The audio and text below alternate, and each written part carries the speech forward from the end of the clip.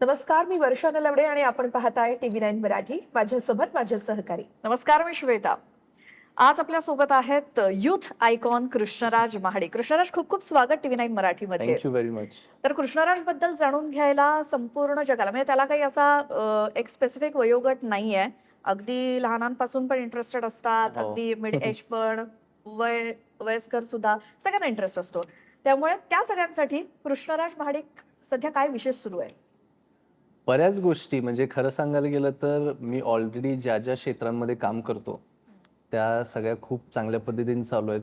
मी पहिल्यांदाच असं झालं की आता बऱ्याच गोष्टी प्लॅन करून व्यवस्थित करायला सुरुवात केली आहे. मी तुम्हाला माहिती आहे की मी एक कॉन्टेंट क्रिएटर आहे. मी समाजकारणात काम करतो, राजकीय क्षेत्रामध्ये काम करण्याचा प्रयत्न चालू आहे आणि म्हणजे बिझनेस चालू आहे. तर ज्या कुठल्या गोष्टींमध्ये जे काही काम चालू आहे ते व्यवस्थित करणं चालू आहे आता. बरं.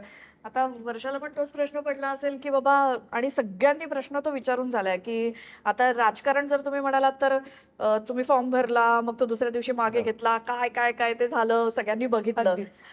पडला ना तुला पण प्रश्न तो? निश्चितच. हो. मात्र आता ठीक आहे, ते तर तुम्ही उत्तर सगळ्यांना देतच असाल, बऱ्याचशा न्यूज चॅनल्सना किंवा काय.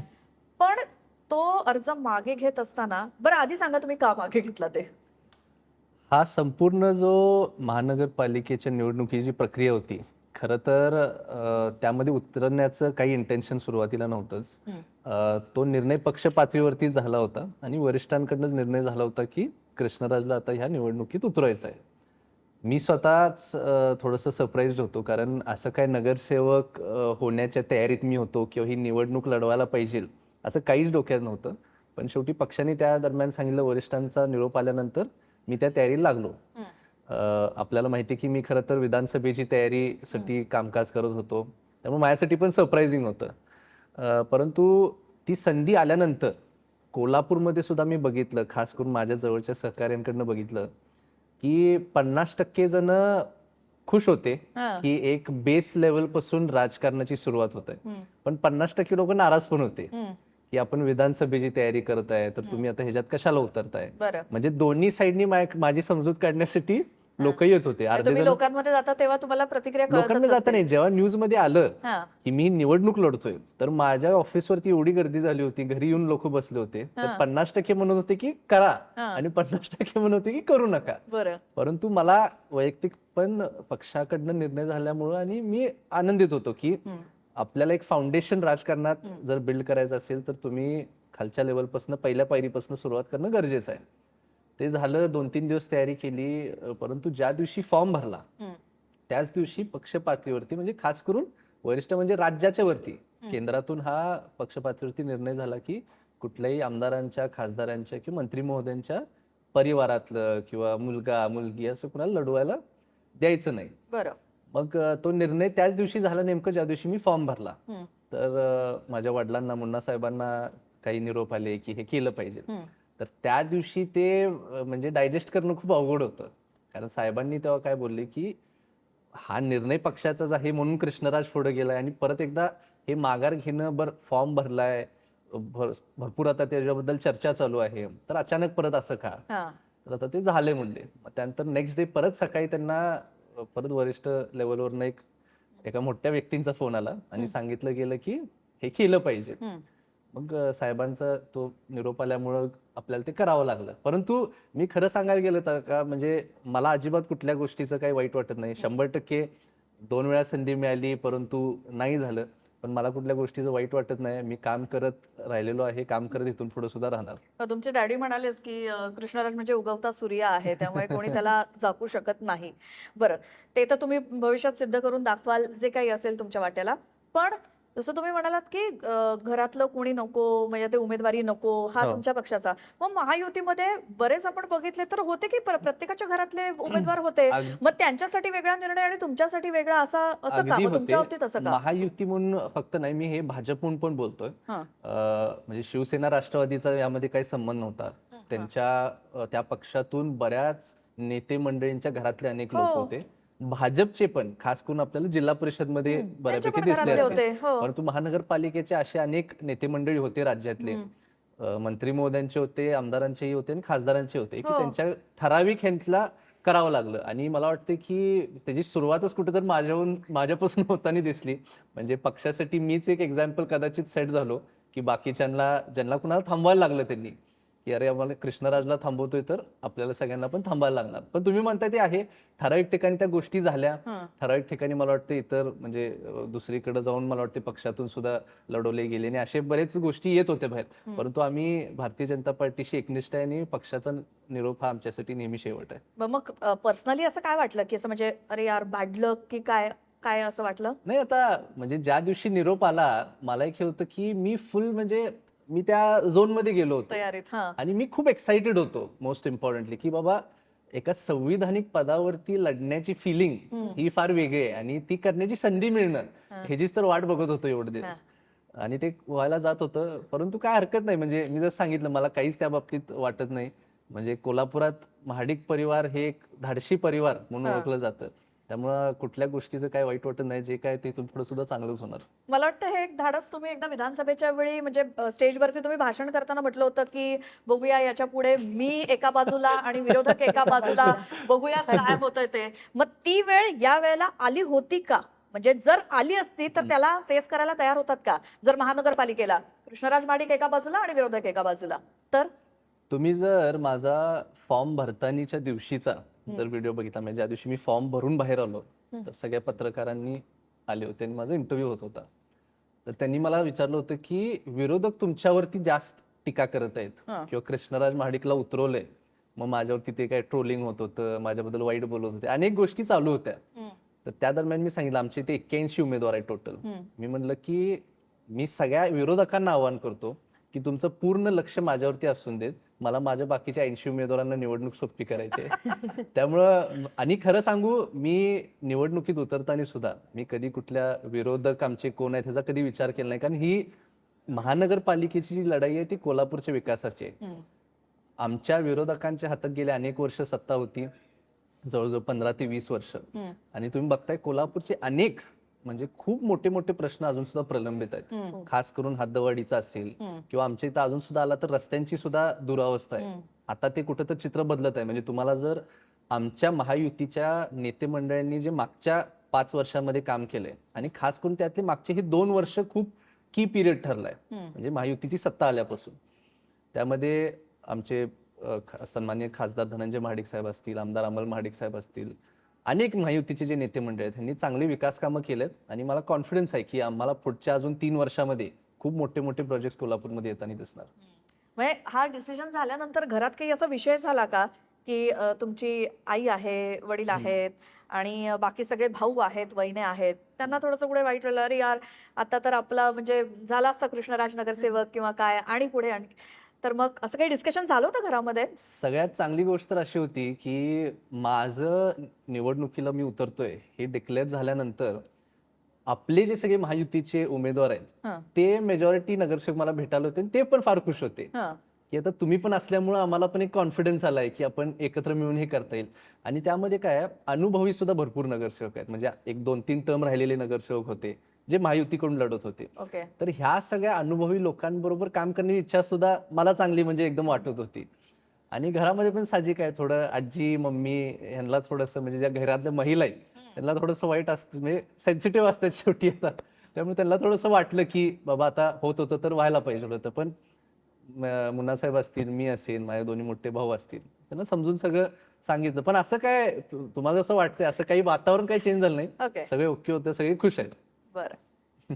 हे झालं सगळं राजकारणाचं. एक राजकारणापलीकडचा एक प्रश्न आहे. तुम्ही म्हटलात की नगरसेवक पदाचं तर झालं, मात्र विधानसभेसाठी तुम्ही तयारी करत होतात, या सगळ्या गोष्टी आहेतच. मात्र फ्युचर प्लॅनिंग काय आहे नेमकं तुमचं? भविष्य कसं पाहताय? मग ते कोणत्याही क्षेत्रातलं असेल, करिअर असेल किंवा मग लग्न असेल, या सगळ्या गोष्टींचा काय नेमका विचार आहे पुढे? मी राजकीय जीवनापासूनच सुरुवात करतो. ह्या 2 वर्षात मला एक चांगला अनुभव आलाय. मी अजून फार यंग आहे, मला अजून म्हणजे मी खूप मोठ्या मोठ्या लीडर्सकडनं शिकतोय. मी फॉर्च्युनेटली राज्यामध्ये सुद्धा फडणवीस साहेबांच्या मार्गदर्शनाखाली अनेक नेते मंडळींबरोबर कनेक्ट होण्याची संधी मिळाली आहे. त्याचबरोबर केंद्रामध्ये सुद्धा माझे वडील खासदार असल्यामुळं मी अनेक मोठमोठे नेते बघितले आणि मी त्यांचा करिअर ग्राफ बघतोय. सक्सेसफुल नेते हे एक म्हणजे ती खूप टाइम पिरियड लागतोय, खूप मेहनत लागते अगदी. की तुम्हाला राजकारणात यशस्वी होण्यासाठी. आणि राजकारणात यशस्वी होण्यासाठी मी एका म्हणजे पद जी भोगताय त्याबद्दल नाही बोलत. तुम्ही एक उत्तम राजकीय व्यक्ती स्वतः असणं, म्हणजे तुम्हाला समाजकारणाची समज असणं, विकासकारणाची समज असणं आणि स्वतः तुम्ही ॲज अ पॉलिटिशियन कसं डेव्हलप होत आहे हे तयार होण्यासाठी ना भरपूर वर्ष लागतात, खूप अभ्यास लागतो. त्यामुळे मी एक असा निर्णय घेतलाय की मला राजकारणात यायचं आहे, मी येणारच एक दिवशी, मी त्या सभागृहात बसणारच. परंतु मला कुठल्या गोष्टीची गडबड नाही आहे. मी स्वतःचं एक पर्सनॅलिटी डेव्हलप करण्यासाठी एक पॉलिटिशियन, एक यंग पॉलिटिशियन म्हणून मी कशा पद्धतीने काम केलं पाहिजे मी ह्याची तयारी करतोय. बीजेपी हा एक खूप डिसिप्लिन पक्ष सुद्धा आहे. आज माझे वडील, माझे काका स्वतः खासदार आहेत, आमदार आहेत आणि मला स्वतः मी आज सुद्धा इंडिव्हिज्युअली काम करतोय. परंतु मी बघतोय की मी ह्या क्षेत्रात मागचे 2-3 वर्षच काम करत असल्यामुळं मी किती जरी मेहनत घेतली तरी कुठंतरी एक असा संदेश जाऊ शकतो की बाबा खासदारांचा मुलगा आहे म्हणून त्याला ते मिळतंय. तर मला ते अजिबात नको आहे. मी जे काय करणार ते पक्षाच्या ताकदीवरती आणि मी स्वतः जे उभा करतोय स्वतःसाठी त्या ताकदीवरती मला करायचं आहे. बाकी इतर माझ्या वैयक्तिक जीवनामध्ये पण तुम्ही जर बघायला गेलात, मी बिझनेसमध्ये आहे, मी एक कॉन्टेंट क्रिएटर आहे, मी एक फिलॅन्थ्रपिस्ट आहे. तर अगदी म्हणजे सगळ्या क्षेत्रामध्ये खूप चांगलं आहे आणि मला वाटतं मी खूप एक लकी व्यक्ती आहे की माझ्यासाठी भरपूर चांगल्या गोष्टी नेहमी घडत जातात. खास करून मी जे समाजकारण करतोय मी बघतोय की खूप चांगले स्टोरीज मला मिळतात म्हणजे पुढून. मी नेहमी लोकांना सांगतो की मी आजपर्यंत ज्यांना कुणाला मदत केली आहे ते म्हणतात की ती लोक किती नशिबवान आहे. मी म्हणतो मी किती नशिबवान आहे की मला ते मिळाले. तर असं चालू आहे लग्नाच्या बाबतीत. आता तुम्ही विचारताय, मला माहिती आहे तुम्ही येणार आहे त्यामुळे मी आत्ताच त्याचं उत्तर देतो. मागच्या वर्षीचं रेझोल्युशन ते माझ्या घरानं जे होतं, परंतु निवडणुका वगैरे सगळ्या चालू होत्या त्यामुळे सगळे फार बिझी होते. मला काही त्याची गडबड नाही आहे. होत आहे प्रोसेसमध्ये, होईल ते तुम्हाला सांगेन मी जेव्हा होईल तेव्हा. बरं, मग कृष्णांची राधा नेमकी कशी हवी आहे तुम्हाला, त्या संदर्भात देखील काय नाही हो, मला खरंच म्हणजे ठरवलेली? तशी काही अपेक्षा नाही आहे. आम्ही म्हणजे मी व्लॉग्सच्या माध्यमातून पण तुम्ही कदाचित बघत असाल, आमच्या इथं कुटुंब व्यवस्था ह्या गोष्टीला सगळ्यात जास्त प्राधान्य दिलं जातं. आमच्यासाठी आमचे आई वडील म्हणजे त्यांच्या नावाचं स्मरण केल्याशिवाय आमचा दिवस सुद्धा चालू होत नाही. त्यामुळे एक कल्चर्ड फॅमिली व्हॅल्यूज असणारी मुलगी असावी एवढंच. माझं काय तशी काय अपेक्षा नाही. आणि काम करावी. बरं, ही अपेक्षा आता महाराष्ट्रातल्या तमाम मुलींना कळलेली आहे, त्यांच्या पालकांना कळलेली आहे, त्यामुळे त्याप्रमाणेच आता पुढे ते काय करायचं ते Lobbying सुरू बघतील. बरं, आता तुम्हाला माहितीये की 2029 पर्यंत कोणत्याही निवडणुका नाहीत. हा चान्स तर आत्ता तर गेलेला आहे असं म्हणू शकतो आपण. मग मधल्या या आता पुढच्या 3 वर्षामध्ये काय करायचा प्लॅन आहे? काही ठरवलंय या 3 वर्षांमध्ये आपण हे सगळं करून पुन्हा तयार व्हायचं? सर्वप्रथम मी जरीही एका विधानसभेसाठी किंवा एका नगरसेवकाच्या पदासाठी माझं नाव आलं असेल, मी स्वतःला कुठल्याही एका मतदारसंघापुरतं मर्यादित बघत नाही. मला कोल्हापूर जिल्ह्यासाठी काम करायचं आणि महाराष्ट्र राज्यामध्ये माझं नेटवर्क वाढवायचं आहे. बरं. आज सुद्धा ऑब्व्हियसली म्हणजे मी अजून एक पॉलिटिकल फिगर नाही आहे, परंतु माझं नेटवर्क खूप चांगलं पुणे, मुंबई, नाशिक, नागपूर म्हणजे महाराष्ट्रामधल्या चांगल्या चांगल्या मोठ्या शहरांमध्ये चांगली युवा पिढी मी जोडली आहे. फॉलोज माझे बरेच आहेत ह्या सर्व शहरांमध्ये, सोलापूरमध्ये, विदर्भ मराठवाडा साईडमध्ये सुद्धा बरेच आहेत. त्यामुळे प्लॅन आहे की पुढच्या 3 वर्षात खास करून कोल्हापूर जिल्ह्यामध्ये आमची धनंजय महाडिक युवा शक्ती, म्हणजे खरं सांगायला गेलं तर जेव्हा साहेबांनी त्यांच्या राजकीय जीवनाची सुरुवात केली तेव्हा ते स्वतःची ताकद मजबूत करण्यासाठी काम करत होते आणि तेव्हा युवा शक्तीची स्थापना झाली. मी तुम्हाला सांगतो, मी आज सुद्धा जिल्ह्यामध्ये अनेक ठिकाणी फिरतोय. मला खरंच आश्चर्य वाटतंय की प्रत्येक गावामध्ये त्यांनी लोक तेव्हा कसे तयार केले असतील, कारण तेव्हा असं काय बॅकग्राऊंड नव्हतं. तर मला म्हणजे आज सुद्धा माझे वडील सांगतात की मी जेव्हा जायचो गावामध्ये तेव्हा ओळखायचं नाही कोण, तर प्रत्येक व्यक्तीला जाऊन सांगायचं माझं नाव काय आहे, मी काम काय करतोय, इथून पुढे तुमच्यासाठी काम करायचं आहे, तुम्ही माझ्या बरोबर या. आणि तशी त्याची सुरुवात होती. म्हणजे फार मेहनत त्यांनी घेतली ग्राउंडवरती. मी आज बघा मी किती नशीबवान आहे माझ्या युट्यूबमुळं किंवा माझे जे सोशल वर्क आहे ह्यामुळं माझ्याकडे लोक येतात की आम्हाला तुमची शाखा उघडायची, म्हणजे आम्हाला कृष्णराज महाडिक युवा मंच आम्हाला गावागावांमध्ये करायचं आहे. बरं. तर डॅडी मला म्हणतात की तुझं नशीब आहे, आम्ही एवढं फिरलो परंतु तू आता असं एक नेटवर्क उभा केलंयस की लोक तुझ्याकडे येतात. त्यामुळे मी स्वतःला फार भाग्यवान समजतो आणि हे मी ज्या पद्धतीने काम करत आलो आहे मला वाटतं त्याचं फळ आहे फक्त. तर 100% जसं तुम्ही विचारला, कोल्हापूर जिल्ह्यामध्ये युवा पिढीला एकत्र करायचं आहे. महिला वर्ग खूप मोठ्या प्रमाणात माझ्याशी जोडला गेलेला आहे. त्यांच्यासाठी काम करायचं आहे, कोल्हापूरच्या विकासासाठी तर अनेक गोष्टी चालू आहेत, पण मला प्रत्येक गावामध्ये पोहोचायचं आहे. आणि तसंच येणाऱ्या काळात कोल्हापूर जिल्ह्याबरोबर महाराष्ट्र राज्यामध्ये कसं नेटवर्क वाढवता येईल ह्या दृष्टीने मी काम करत राहणार. आता तुमचे विरोधक कोल्हापुरात असतील, महाराष्ट्रात असतील. तुम्ही म्हणालात की माझ्या सोशल मीडियावरती खूप टीका होते किंवा काय. आता जे मुरलेले जे अनुभवी राजकारणी असतात ना, त्यांना ठीक आहे, सवय असते हे सगळे टीका आणि काय काय झेलायची. मात्र तुम्ही तसं बघितलं तर वयाने लहान, अनुभवाने सुद्धा फार काही असा अनुभव असं म्हणता येणार नाही. मग ज्या वेळेला तुमच्या अपोजिट पार्टीकडनं कोणत्याही थराला जाऊन जेव्हा टीका केली जाते, तेव्हा असं नाही वाटत, कारण तेवढं ते सगळं सहन करण्याची ताकद किंवा ते वय किंवा ती लेवल अजून नाही, तर मग तेव्हा कसं होतं? मी तुम्हाला एक किस्सा सांगतो, जो काही ॲक्च्युली महिन्यापूर्वी झाला होता, निवडणुकीच्या आसपासच. माझ्या एक महिला फॉलोअर होत्या आणि मी कोल्हापूर शहरामध्येच प्रचाराच्या वेळी असताना त्या माझ्याकडे आल्या होत्या. आणि त्या आल्याने त्यांच्या डोळ्यात अश्रू होते, म्हणजे त्या खूप दुःखी होत्या. मग त्यांनी मला सांगितलं की त्यांच्या घरात ॲक्च्युली त्यांची मुलगी, त्यांचा मुलगा सुद्धा माझे फॉलोअर होते आणि त्यांनी माझ्यावरती बनवलेला काही कॉन्टेंट, म्हणजे खूप घाणेरड्या लेवलवरती माझ्यावरती काहीतरी कॉन्टेंट बनवला होता. ओके. तर ते मुलं सुद्धा होती तिथे आणि ते पण म्हणजे दुःखी होते. आणि त्यांनी मला म्हणजे ते सांगितलं की असं असं तुमच्यावरती व्हिडिओ होत आहे, तर त्या बाबतीत काहीतरी करा. तर ती मुलं लहान होती, म्हणजे मला वाटतं त्यातलं एक मुलगी कॉलेजला असेल आणि मुलगा तेव्हा लहान असेल. मी त्या दोघांना जवळ घेतलं, मी त्यांना म्हणजे मिठी मारली. तर तुम्ही असल्या अजिबात ह्या गोष्टींकडे लक्ष देऊ नका, हे सगळ्या म्हणजे राजकारणातल्या गोष्टी आहेत. तुम्ही मला एक कॉन्टेंट क्रिएटर किंवा एक फिलॅन्थ्रोपिस्ट म्हणून फॉलो करताय, अशा गोष्टी तुम्ही बघणं अवॉइड करा. आणि मी त्यांना हे सुद्धा समजलं की भविष्यात माझ्यावरती ह्याच्याहून अजून 100 पटी जास्त गोष्टी होणार, माझ्याबद्दल वाईट बोलणार, पण जोपर्यंत तुम्हाला माझ्या कामाचं समाधान आहे, जोपर्यंत तुमचा माझ्यावरती विश्वास आहे, तोपर्यंत मला सुद्धा कुठली ह्या जगातली ताकद थांबवू शकणार नाही. आपण असंच इथून पुढे भविष्यात काम करत राहूया. आणि मी एक नेहमी सगळ्यांना सांगतोय, मी जे काय करतोय ते फार प्रामाणिकपणे करतोय आणि मला आनंद अशा गोष्टीचा आहे. माझे सर्व फॉलोअर्स सुद्धा खूप प्रामाणिक आहेत माझ्याशी. म्हणजे जर कुठंही काही नेगेटिव्ह माझ्याबद्दल चालू असेल तरी ते स्वतः त्याच्यावरती ऍक्शन घेतात किंवा त्या कॉमेंट्समध्ये काहीतरी टाकत असतील. पण खरं सांगायला गेलं तर आम्ही तसं बघायला गेलं तर फार मजबूत आहे त्या दृष्टीने, आम्हाला काही ह्या गोष्टींचा फरक पडत नाही. आणि मी ते एक्सेप्ट केलंय की म्हणजे ही तर सुरुवात आहे, माझ्यावरती अजून भरपूर अटॅक्स होतील म्हणजे भविष्यात. दुर्लक्ष करणे आणि आपलं काम करत राहणे. हा, दुर्लक्ष करणे म्हणजे मला लिटरली म्हणजे त्याचा काहीच फरक पडत नाही.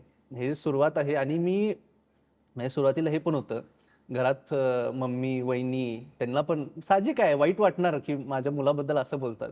परंतु मी सगळ्यांना स्ट्रिक्टली सांगितले अजिबात ते कॉन्टेंट बघायचं नाही तुम्ही कुणीच. त्यामुळे तो त्याच्यातला एक भाग आहे. आपण काम करत राहणं, पॉझिटिव्हली लोकांच्या समोर ज्या काही गोष्टी करत आलेलो आहे ते दाखवत राहणं.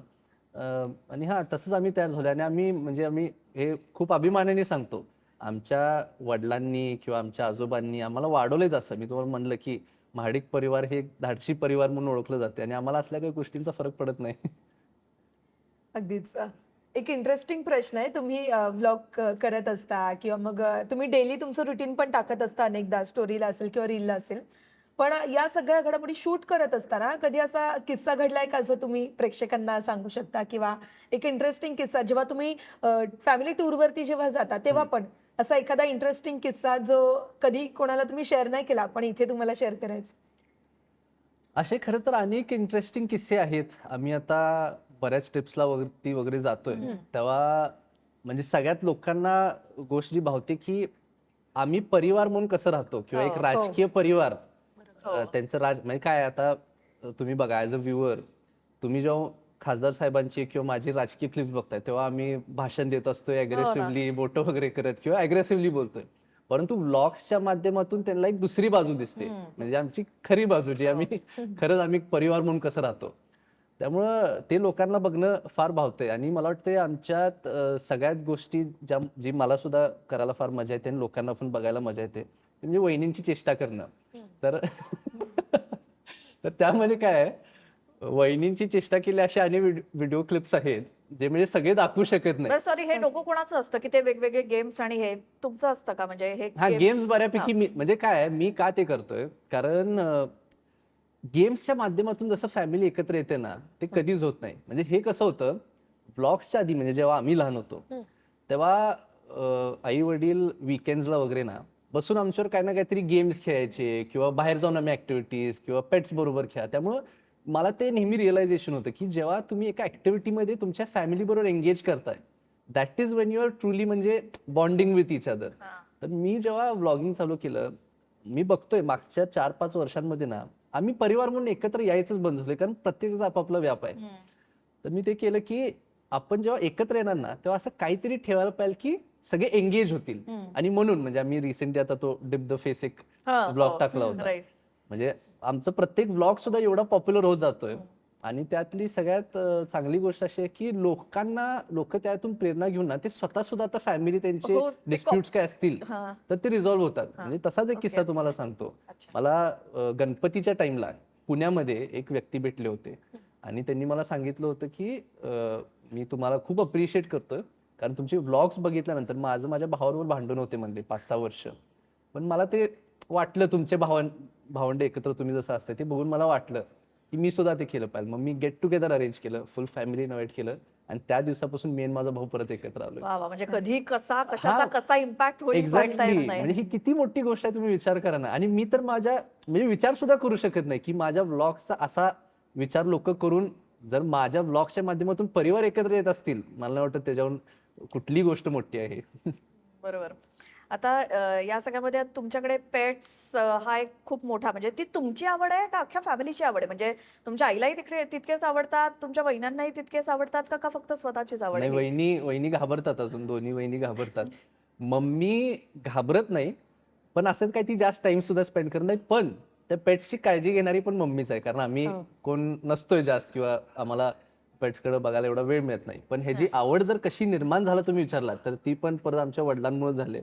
कारण त्यांनी आम्हाला लहानपणापासून आमच्या घरात भरपूर डॉग्स, बर्ड्स, हॉर्सेस हे नेहमी ठेवले आहेत. म्हणजे मी तर खरंच मला पेट्सची एवढी आवड आहे, मला एक इच्छा आहे की आमचे जे पेट्स जिथं आहेत ज्या फार्मवरती, तेव्हा तिथं सगळ्यांना मला इन्व्हाइट करायचं आहे आणि आमच्या सगळ्या पेट्सला इंट्रोड्यूस करून द्यायचं आहे. त्यामुळे जनावरांची फार आवड आहे. हो. मग हे सगळं कोणाकडे बघून शिकता? आता जास्त वेळ मिळत नाही असं तुम्ही म्हणताय, म्हणजे फॅमिलीला किती वेळ द्यायचा, त्या पेट्सला किती द्यायचा, परत सोशल किती द्यायचा, पॉलिटिकल किती द्यायचा, असं आम्हाला कधीतरी भेटायला याल तो कसा कधी द्यायचा, तर ते कशी मॅनेजमेंट असते? कोणाकडे बघून तुम्ही हे सगळं शिकताय? मी खरं सांगायला गेलं तर टाइम मॅनेजमेंट ही अशी एक स्किल आहे. ते म्हणजे it's not just a thing, it's a skill. आणि मी नक्कीच हे भरपूर राजकीय लोकांकडून बघून शिकलोय. मी अनेक असे मोठे नेते मंडळी बघितले जे वाचनाला सुद्धा भरपूर वेळ देतात. अ, राजकीय क्षेत्रामध्ये त्यांच्या मतदारसंघात सुद्धा वेळ देतात, विकास कामांसाठी वेळ देतात. परिवारासाठी नेहमी सगळ्यांसाठी प्रायोरिटी थोडी कमी असते, पण मी फॉर्च्युनेट आहे की आमचे वडील घरासाठी पण भरपूर वेळ देतात. तर टाइम मॅनेजमेंट तुम्ही म्हणता ते अगदी हे खूप महत्त्वाचं आहे आणि येणाऱ्या काळात भविष्यात ते व्यवस्थित करणं हे सुद्धा अत्यंत गरजेचं आहे.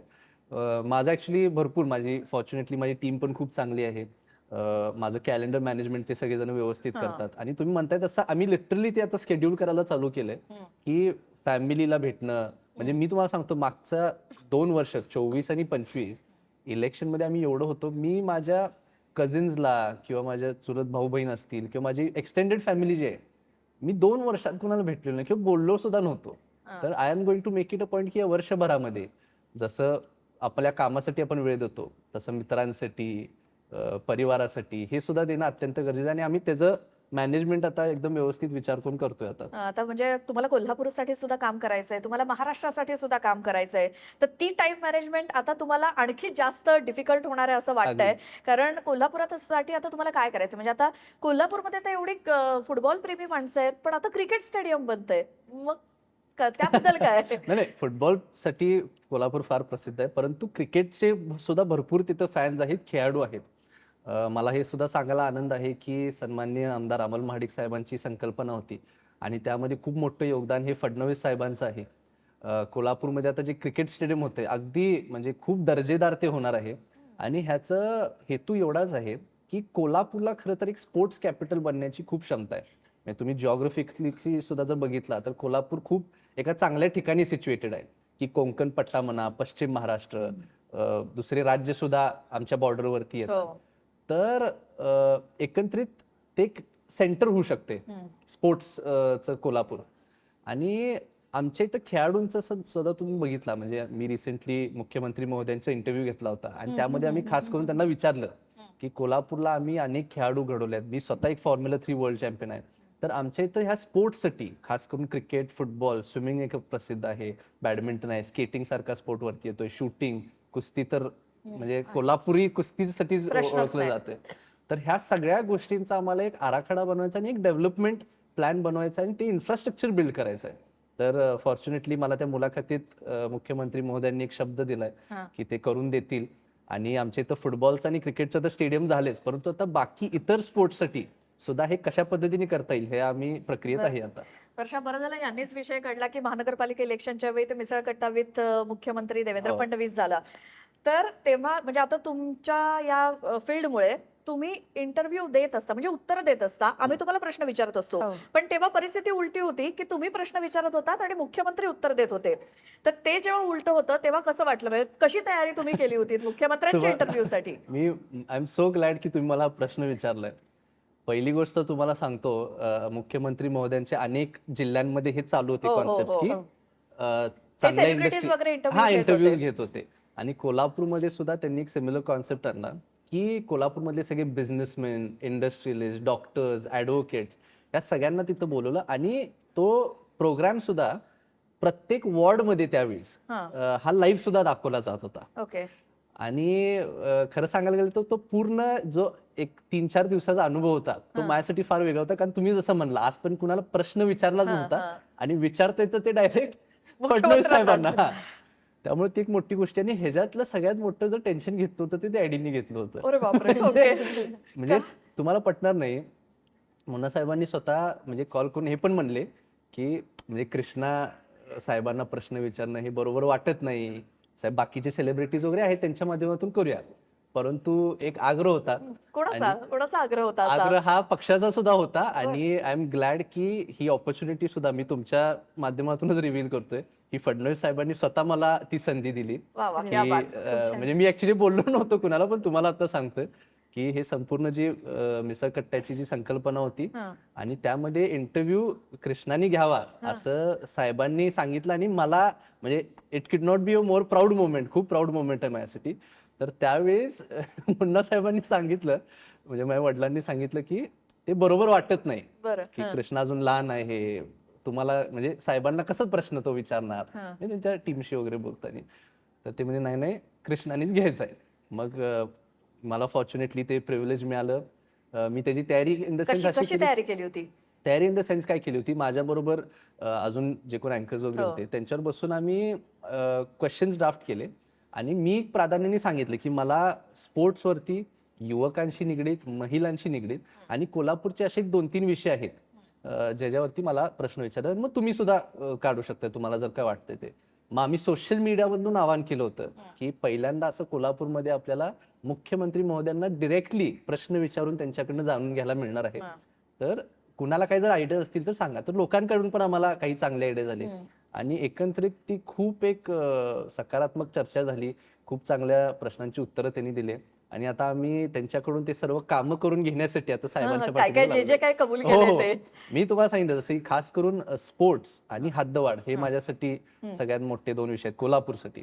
तर आम्ही त्याच्या पाठीमागे आता लागलोय आणि मला खात्री आहे की साहेबांच्या माध्यमातून बरं, आणि त्या व्यतिरिक्त काय करायची इच्छा आहे? आता पुढची 3 वर्ष आहेत, काय काय करून घ्यायला तुम्हाला चान्स आहे की जेणेकरून त्यानंतर तुम्हाला आणखी ते सोपं जाणार आहे ती निवडणूक लढवणं किंवा त्याला फेस करणं? मी खरं तर म्हणजे निवडणुकीच्या दृष्टीनेच असं काही नाही आहे माझ्यासाठी. मी कोल्हापूरसाठी जे जे महत्त्वाचे विषय आहेत, म्हणजे तुम्ही जर बघितलं असाल मी माझ्या युट्यूबच्या माध्यमातून सुद्धा कचरा, कोल्हापूरच्या कचऱ्याविषयी म्हणजे एक खूप मोठा प्रश्न मी तिथं निर्माण केला होता आणि खूप खूप म्हणजे प्रचंड दुरावस्था होती. माझा तो व्हिडिओ बाहेर पडल्यानंतर मला आठवते मुश्रीफ साहेब तेव्हा पालकमंत्री होते. मला मुश्रीफ साहेबांचा फोन आला होता की अरे तू काय ते व्हिडिओ करून टाकलायस, मला सगळ्यांचे फोन यायला लागलेत, तिथं काय काय परिस्थिती आहे मला येऊन सांग, आपण त्यावरती काम करूया. मग मी त्यांना सुद्धा बोललो, संपूर्ण महायुतीचे तेव्हा नेते मंडळी वगैरे पण जे होते त्या सगळ्यांना घेऊन आपण तिथं फंड्स अलॉट केले. रस्ते नव्हते, चांगले कॉन्क्रीटचे रस्ते झाले. प्लांट्स एफिशियंटली काम करत नव्हते, म्हणजे रोजचा जो कचरा येत होता अगेन्स्ट जेवढा कन्झ्युम होत होता त्याचा रेशो अनबॅलन्स्ड होता. तर आज नवीन प्लांट्स उभा केले आता सुद्धा आमचे पालकमंत्री महोदयांनी एक नवीन प्लांट तिथं चालू केलाय. त्यामुळे सोशल मीडिया थ्रू पण आपण हा इम्पॅक्ट क्रिएट करू शकलो की मी ज्या ज्या विषयांमध्ये कोल्हापूरसाठी काम करतोय, कोल्हापूरच्या विकासासाठी, त्याची दखल त्याच्या माध्यमातून घेतली जाते, मग त्याच्यावरती काम सुद्धा होतंय.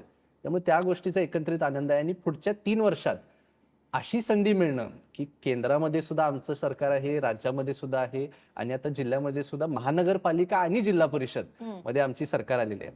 त्यामुळं आम्ही सुद्धा हे मीटिंग आता घेतलेले आहेत सर्व लोकप्रतिनिधींबरोबर जे नवीन नियुक्त झालेले आहेत त्यांच्याबरोबर, की अशी संधी कुठं मिळणार आहे आणि आपण विकास आराखडा चांगल्या पद्धतीने बनवा.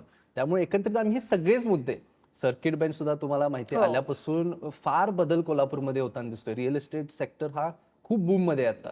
तर ह्या सगळ्या गोष्टींचा ॲडव्हान्टेज घेणं गरजेचं आहे. आणि तुम्ही म्हणताय तसं की हे पुढचे 3 वर्ष आमच्यासाठी खूप क्रुशल आहेत. सर्व लोकप्रतिनिधी तर मिळून काम करतातच, पण माझ्यासाठी युवकांना ऑन्टरप्रिनरशिपकडं किंवा इन्क्युबेशन सेंटर्स उभा करणं हे सुद्धा एक प्रामुख्याने आम्ही प्रश्न घेतोय. कारण मी बघतोय कोल्हापूरला कनेक्टिव्हिटी वाढल्यापासून अभिमानाने हे सुद्धा सांगतो की माझ्या वडिलांमुळे कोल्हापूरला परत एकदा एअरपोर्ट मिळालं. आज आमचे कोल्हापूर सर्व मेट्रोपॉलिटन सिटीज, मुंबई असेल, हैदराबाद असेल, बेंगलोर असेल, अशा सिटीजशी कनेक्ट झालंय. त्यामुळं उलटा त्याचा इफेक्ट असा पण होताना दिसतोय की कोल्हापूरची मुलं सुद्धा बाहेर चाललेत, परंतु त्यांनाच हिथं ठेवणं आणि त्यांच्या माध्यमातून हिथं ऑन्टरप्रिनरशिप किंवा बिझनेस डेव्हलपमेंट कसा करता येईल हा आमचा आता प्रायमरी फोकस आहे. म्हणजे मी तर त्या गोष्टींवरती काम करतो. बरं, आता माझा शेवटचा प्रश्न की तुम्ही कोल्हापूरमध्ये राहून कोल्हापूरसाठी काम कराल, पण कोल्हापूरमध्ये राहून तुम्ही महाराष्ट्रासाठी काय काम करणार आहात? मी कोल्हापूरमध्ये राहून महाराष्ट्रासाठी नाही काम करणार. मी महाराष्ट्राच्या प्रत्येक कानाकोपऱ्यात जाऊन महाराष्ट्रासाठी काम करणार. मी ऑलरेडी या संपूर्ण वर्षभरामध्ये सोलापूर, कोल्हापूर, नागपूर, नाशिक, मुंबई, पुणे, वर्धा हे अशी सिटीज आहेत जे मी मागच्या काही वर्षांमध्ये व्हिजिट केलेले आहेत. मी ह्या प्रत्येक शहरामध्ये एक यूथसाठी इव्हेंट ऑलरेडी प्लॅन करतोय. तुमच्या टीव्हीच्या माध्यमातूनच, चॅनलच्या माध्यमातून मी आवाहन करतो. यूथसाठी ओरिएंटेड फिटनेस रिलेटेड असतील, एंटरटेनमेंट रिलेटेड असतील किंवा इन्फोटेक रिलेटेड असतील, असे आम्ही प्लॅनिंग करत आहे. आणि ते करत करत नवीन जिल्ह्यांमध्ये सुद्धा ह्या संपूर्ण वर्षामध्ये जाणार आहे. कारण फॉलोअर्स भरपूर ठिकाणी आहेत आणि सगळ्या ठिकाणी आपलं, मी जर सांगितलं की नेटवर्क वाढवण्याचा प्लॅन आहे. त्यामुळं प्रत्येक ठिकाणी ग्राउंडवरती जाऊन जेव्हा तुम्ही काम करताय तेव्हा जी तुम्हाला समज येते ते एका ठिकाणी किंवा ऑफिसमध्ये बसून होत नाही. त्यामुळे कोल्हापूरमध्ये बसून नाही, महाराष्ट्राच्या प्रत्येक जिल्ह्यामध्ये प्रत्येक कानाकोपऱ्यात जाऊन काम करीन. तिथल्या लोकांसाठी ज्या काय माझ्या कपॅसिटीमध्ये गोष्टी करता येतील त्या सर्व मी करणार. बरं, आता एक अगदी थोडक्यात शेवटचा प्रश्न, तरुणांना नेमका काय संदेश द्याल तुम्ही आमच्या माध्यमातून? मला एक महत्त्वाचा संदेश असा द्यायला आवडेल. आपण बघतोय म्हणजे 2 गोष्टी आहेत. एक तर की AI रेव्होल्युशन, आपण आता आर्टिफिशियल इंटेलिजन्स ही एक क्रांती आहे आता आपण जे बघतोय, अनुभवतोय. आपण जेव्हा ह्याच्या आधी कित्येक वर्षांपासून, हजारो वर्षापूर्वींचा पण मी इतिहास जर बोलायला गेलो तर cognitive revolution, farming revolution, industrial revolution, digital revolution आणि आता AI हा एक असा रेव्होल्युशन आहे जो आता आपल्याला अनुभवायला मिळतोय. हा रेव्होल्युशन बाकी सगळ्या रेव्होल्युशन्सपेक्षा 100 पट गतीने वाढतोय. म्हणजे तुम्ही बघा की 2 वर्षापूर्वी आर्टिफिशियल इंटेलिजन्स कुठं होतं आणि आज कुठं आहे. म्हणजे मी मगाशीच एक व्हिडिओ बघत होतो, त्यामुळे मध्ये तुम्ही जे अँकर्स सुद्धा बसलेत, न्यूज अँकर्स, ते सुद्धा आर्टिफिशियल आहेत. बरोबर. त्यामुळं हे ज्या स्पीडनी वाढते हे अतिशय चांगली गोष्ट आहे, पण तशीच तेवढी डेंजरस सुद्धा आहे. त्यामुळे त्याचा वापर सगळ्यांनी नीट करावा आणि आपल्या पिढीला, म्हणजे माझ्या पिढीला, इथून पुढच्या येणाऱ्या पिढींना सुद्धा अशी संधी कुठंच मिळणार नाही. कारण तुम्ही विचार करा, जेव्हा आपल्यावरची पिढी जेव्हा शाळेत होती तेव्हा त्यांना संधी किती होती शिकण्याची, परंतु आज मला शाळेत काहीही शिकायचं असेल, नवीन भाषा असेल, नवीन इन्स्ट्रुमेंट असेल, तुम्हाला नवीन कुठलं स्किल शिकायचं असेल, हे सगळं तुम्ही AIच्या माध्यमातून करू शकताय. त्यामुळे त्याचा जास्तीत वापर करा. आणि दुसरा एक महत्त्वाचा संदेश मला द्यायला आवडेल. मी स्वतः एक सोशल मीडिया कॉन्टेंट क्रिएटर आहे, परंतु मी सोशल मीडियापासून लांब राहावा हा नेहमी संदेश युवकांना देतो. त्या पाठीमागचं कारण असं आहे की आता रील्समुळे वगैरे ना स्क्रोलिंग पिरियड खूप वाढतोय आणि त्यामुळं मुलांचं अटेन्शन स्पॅन कमी होत चाललंय. त्यामुळे त्यांचा फोकस कमी होत चाललाय. जेव्हा फोकस कमी होतो तेव्हा तुम्ही डेडिकेटेडली कुठलंही काम करण्यासाठी फार स्ट्रगल करताय. मी तुम्हाला विनंती करतो, तुम्ही पुस्तकांकडे वळा. जेवढं तुम्ही आज फोनवरती वेळ घालवत असाल, मला खात्री आहे की आज कुणाचाही फोन उघडला की त्यांचे 6-7 तास हा स्क्रीन टाइम असतोय. तुम्ही माझा फोन बघा, 1.5 तासाच्या वर जाणार नाही ते. परंतु हा सगळा वेळ तुम्ही पुस्तकांकडे वळवा आणि पुस्तकांच्या माध्यमातून आपल्याला जे शिकायला मिळते हे लॉंग टर्ममध्ये आपल्याला जास्त फायद्याचं राहणार. त्यामुळे सोशल मीडिया एका हद्दीपर्यंत वापरणं ठीक आहे, पण त्याचा नॉलेज बेससाठी जास्त वापरा, एंटरटेनमेंटपेक्षा. आता एक वर्षाकडे ना एक रॅपिड फायर आहे तुमच्यासाठी. बरं. वर्षा. अगदी थोडेच प्रश्न आहेत. हॉर्स रायडिंग की कार रेसिंग? लगेच दोन्ही द्यायचं सुद्धा रेसिंग आहे, त्यामुळे नाही, मी खरंच रेसिंग. अरुंधती महाडिक की अमरेंद्र महाडिक? हे भरपूर कठीण प्रश्न आहेत. पटकन. माझ्या आईच्या वरती माझ्यासाठी कोणच येत नाही, त्यामुळे अरुंधती. अमरेंद्र ऑब्व्हियसली, म्हणजे 2 नंबरला माझ्यासाठी, पण आई पहिले. बरं, डाएट की cheat? Diet definitely. Healthy food. Online की ऑफलाईन? ऑफलाईन. बरं, प्लॅनिंग की spontaneous? Spontaneous definitely. Late, punctual? Punctual. Emotional, practical? Mix of दोन्हीचं बॅलन्स पाहिजे. एका ठिकाणी वळू शकत नाही तुम्ही, दोन्हीचं बॅलन्स पाहिजे. बरं, राजकारण की फॅमिली टाइम? अजून एक थोडे दिवस फॅमिली टाइम, त्यानंतर एकदा सुरुवात झाली की तिथून पुढे आयुष्यभर राजकारण. आता एक शेवटचा, लग्न यावर्षी करणार आहात का किंवा कोणत्या वर्षी करणार आहात? आफ्टर 4 इयर्स असेल, आफ्टर 5 इयर्स असेल, जे काही. मला वाटतंय की ह्या वर्षभरामध्ये म्हणजे होऊन जाईल. अरे छान. वा वा. खूप धन्यवाद कृष्णराज Thank you, इथे thank you so आल्याबद्दल much. आणि आमच्याशी छान गप्पा मारल्याबद्दल. मी TV9चे खरंच मनापासून खूप आभार मानतो, आणि आज तुम्ही मला घेऊन आज हा इंटरव्ह्यू केला त्याबद्दल तुमच्या सर्वांचे आभारी आहे. आणि सोबतच या गप्पाटप्पांमध्ये वेळ झाली इथेच थांबण्याची. नमस्कार.